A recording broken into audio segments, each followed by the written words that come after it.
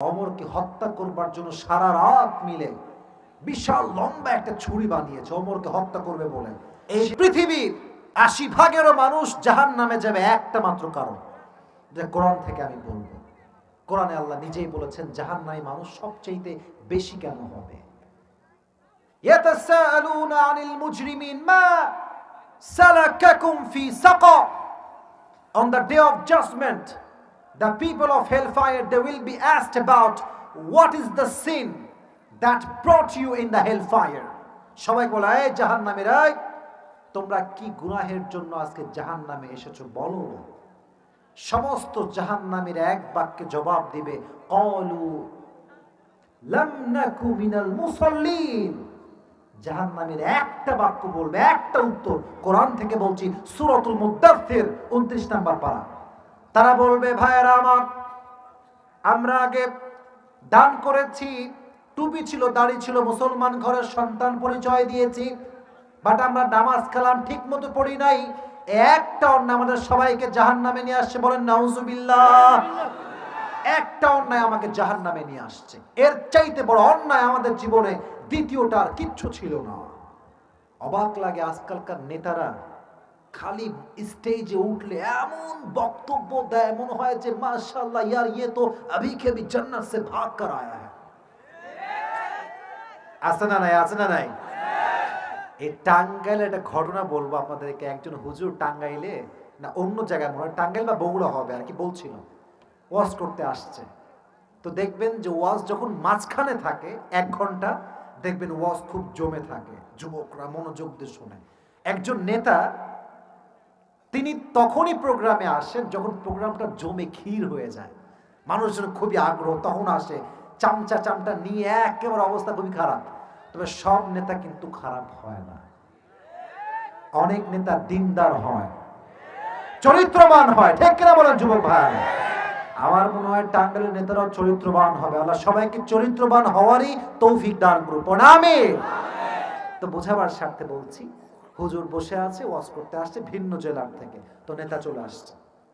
নেতা এসে ওই যে এটা কি বলে, হ্যান্ড মাইক, কি মাইক, হ্যান্ড মাইক নিয়ে, মানে মাইক হাতে নিয়ে খালি একটাই কথা, ভাইয়ের আমার, নামাজ নামাজ।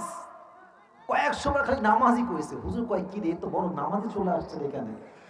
তো হুজুর বড় অবাক হয়ে গেছে, মাশাআল্লাহ অনেক ভালো নেতা এই বাংলাদেশে এখনো আছে। তো নেতার সঙ্গে ছেলে ছিল চামচা টাইপের, যারা কিছু থাকে না, সবাইকে চামচা বলা যাবে না, কিছু ছেলে পেলে আছে বাপকে অভিভাবক বলে না, নেতাকে দিলে অভিভাবক বলে। আছে না নাই? আছে না নাই? তো ওই যে ছেলেটা ওই বাম পাশে ছিল, এই জায়গাতে ওরা ডাকছে, এদিকে এদিকে কেউ ডাকনাম যাবে না। তো ও ওদিকে বক্তব্য দিয়ে নেমে যাচ্ছে নেতা। তো বলছে, কি রে বাবা, তোমাদের তো মানে 5 ওয়াক্ত নামাজ কালাম ঠিকঠাক পড়ে, তাই না? তাহাজ্জুদ তো পড়ে মনে হয়। তো ওই ছেলে হুজুরের কানে কানে বলছে, হুজুর 3 দিন ধরে একসঙ্গে আছি, শালা 1 ওয়াক্ত নামাজও পড়ে না। একেবারে বাস্তব ওয়াজ করলাম, বাস্তব কথা বললাম, হুজুরের মুখে আমি নিজে শুনেছি। অতএব নেতা হবে সেই নেতা যে 5 ওয়াক্ত নামাজি হবে। ঠিক কিনা বলেন যুবক ভাই? এই গোটা বিশ্বের সবচাইতে বড় নেতার নাম ছিল ওমর ফারুক রাদিয়াল্লাহু তাআলা আনহু। ওনার কাছে একবার অগ্নি উপাসক আসছে, আগুনের পূজা করে। এসে বলছে, ওমর, তোমার কাছে একটা অবজেকশন আছে, অভিযোগ আছে, কমপ্লেইন আছে। কি অভিযোগ? বলছে, আমি যেই মালিকের আন্ডারে জব করি, শেষ হাদিস বলছি, আর সময় নিব না, রাত লম্বা করব না। আমি যেই মালিকের আন্ডারে কাজ করি, সে আমার কাছে প্রত্যেক দিন 6 দিরহাম চার্জ করে। টাঙ্গাইলের ভাইরা কয় দিরহাম? মরে গেছেন, ওয়াজ শেষ করে দিতে হবে। বলেন কয় দিরহাম? বলেন কয় দিরহাম? 6।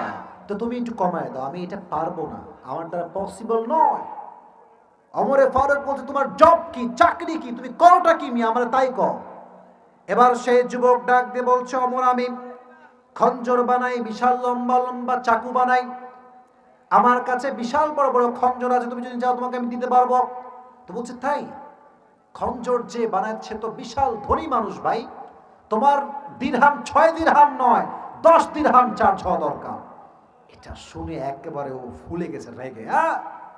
ওমর, আমি তো মুসলমান না, তাই সবাই বলে নরম, আর আমার তুমি হইছো গরম, তাই না? দাঁড়াও।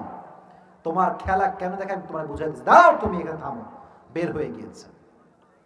এবার অমরকে হত্যা করবার জন্য সারা রাত মিলে বিশাল লম্বা একটা ছুরি বানিয়েছে অমরকে হত্যা করবে বলে। শীতকালে আমরা কি মরে দিই টাঙ্গাইলের ভাইরা? শীতকালে ওই যে কয়েকজন চাদর পরে, চাদর। এদিকে তাকান, চাদরটা কেমনে মুড়ি দিয়েছে আমি একটু প্র্যাকটিক্যালি বোঝাই। মেয়েরা হিজাব পরে না, নেকাব, এমনে চাদরটা এমনি দিয়ে ঢাকছে, উপর দিয়ে দিয়েছে, পুরো চোখ ঢাকা, একটু মণি বের হয়ে আছে, পুরো দেহের প্রত্যেকটা অঙ্গ প্রত্যঙ্গ এই মাজা পর্যন্ত চাদর দিয়ে ঢেকে ফেলছে। ফজরের নামাজের সময় ওমর আসছে নামাজ পড়াবার জন্য, এসে বলছে সফু সুফুফাকুম, দাঁড়িয়ে যাও, কাতার সোজা করো, আল্লাহু আকবার। দাঁড়িয়েছে নামাজ পড়বার জন্য। সানা কেরাত শেষ। আমার চেহারা দেখবেন না কেউ, আমার এই বডির দিকে তাকান, ঠিক আছে? এই পেটের দিকে, বুকের দিকে তাকান। হাদিসটা বলেই আমরা দোয়ার দিকে যাব পুরস্কার দিয়ে।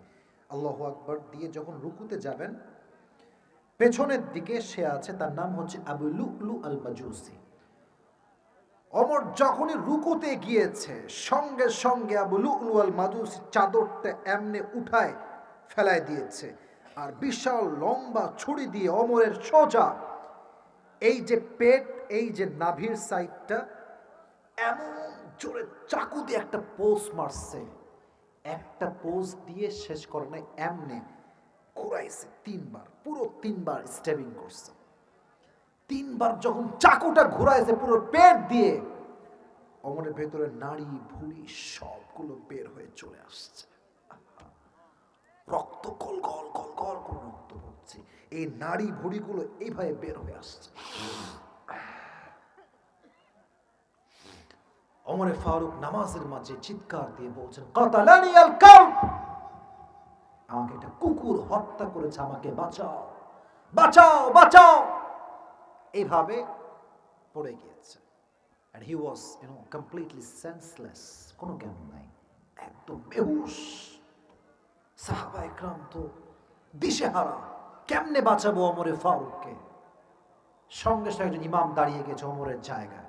সাহাবা ইকরাম সবাই তাকে ধরে নিয়ে সাইডে নিয়ে গিয়েছে।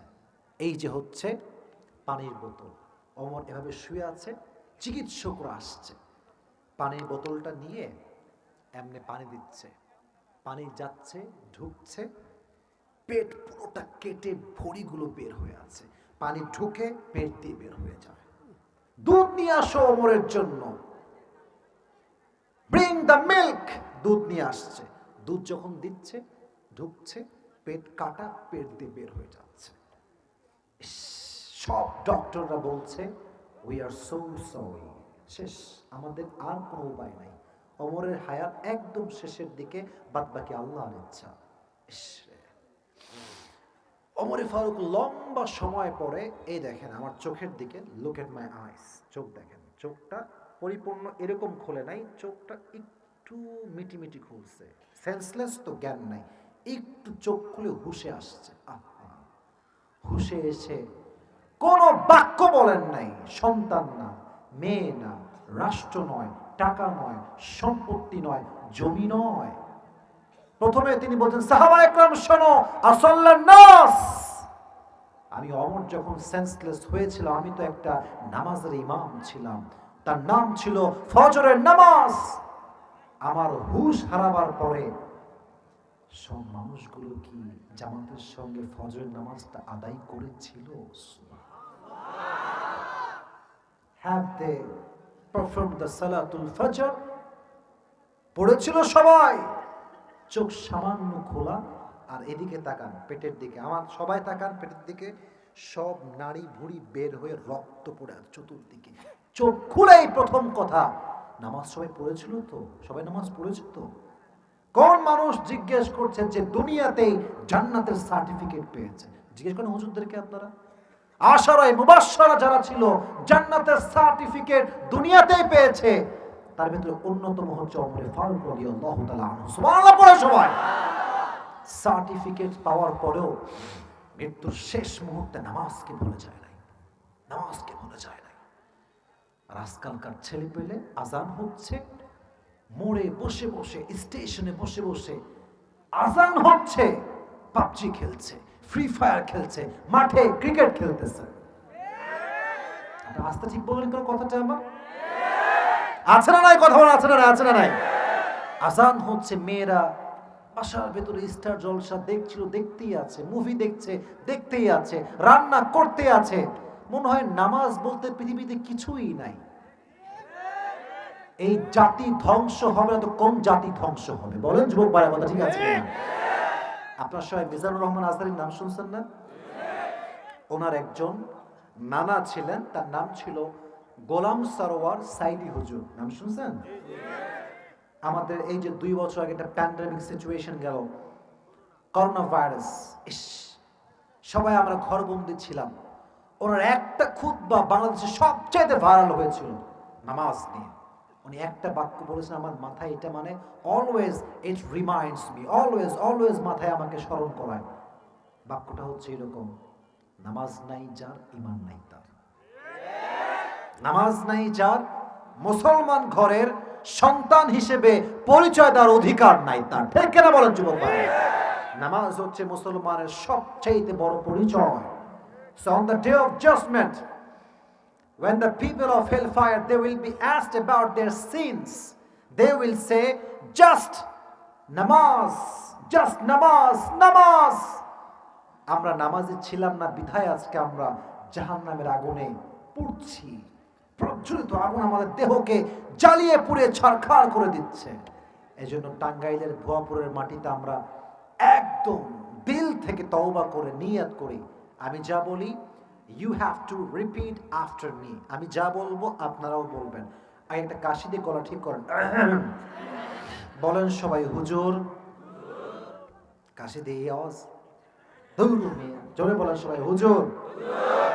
আরো জোরে সবাই দাঁড়িয়ে থাকা বসে থাকা বলেন সবাই হুজুর। আমরা, বুকে হাত কোথায়? বুকে হাত দেন, বলেন আমরা আজকে দিল থেকে, হাত রাখেন একদম হার্টে, put your hand on the heart, একদম মনে হাত রেখে বলেন, বলেন সবাই আমরা দিল থেকে নিয়ত করছি আজ থেকে ফজরের নামাজ এবং প্রত্যেক ওয়াক্তের নামাজ বা জামাত, এটা কিন্তু মোস্ট ইম্পর্টেন্ট, বলেন মন থেকে, বা জামাত প্রত্যেক দিন আমার মৃত্যু পর্যন্ত আমি আদায় করব। এবার মন খুলে সবাই বলেন ইনশাআল্লাহ। আল্লাহ প্রত্যেকটা যুবককে, মুরব্বীকে, আমার প্রিয় মা বোনদেরকে 5 ওয়াক্ত নামাজি বান্দা হিসেবে, বান্দি হিসেবে কবুল করুন। সকলেই পড়েন আমিন। তাহলে এবার পুরো ওয়াজের সামারি বলছি, সারাংশ বলছি। Thank you so much and I am so grateful for that যে আপনারা সবাই আমাকে অ্যাপ্রিশিয়েট করেছেন, শেষ পর্যন্ত শুনেছেন। সবাই এটা সবাইকে মারহাবা দি বলেন, মারহাবা। সবাই বলেন মাশাআল্লাহ।